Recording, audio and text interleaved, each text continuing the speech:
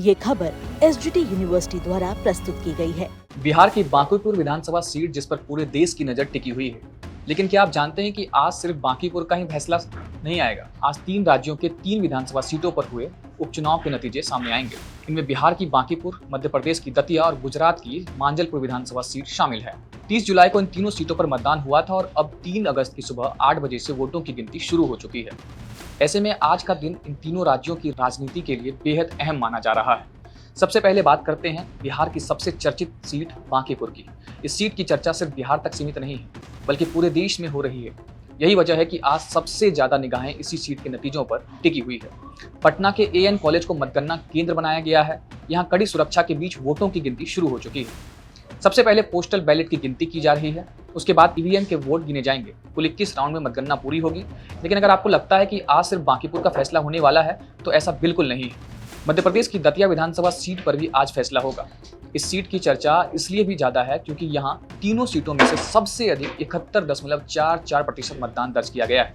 इससे साफ है कि मतदाताओं ने बढ़ चढ़कर हिस्सा लिया।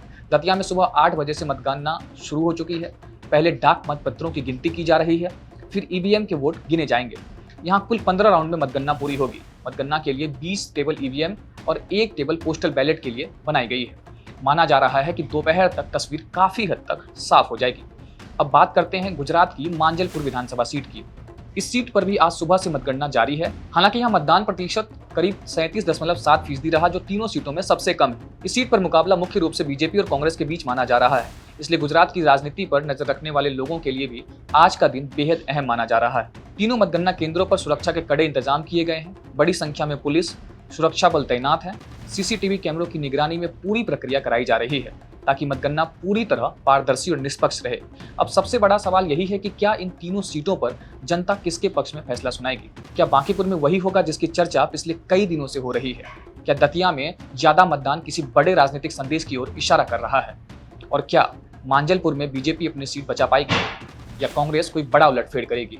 इन सभी सवालों के जवाब अब कुछ ही घंटों में मिलने शुरू हो जाएंगे। शुरुआती रुझान आने के साथ ही यह साफ होने लगेगा कि किस पार्टी की बढ़त है और किसे झटका लग सकता है। जैसे जैसे मतगणना आगे बढ़ेगी, चुनावी तस्वीर भी साफ होती जाएगी। फिलहाल तीनों राज्यों में मतगणना जारी है और हर राउंड के साथ सियासी हलचल बढ़ती जा रही है। आज का दिन सिर्फ 3 विधानसभा सीटों का फैसला नहीं करेगा, बल्कि आने वाले दिनों की राजनीतिक चर्चा की दिशा भी तय कर सकता है।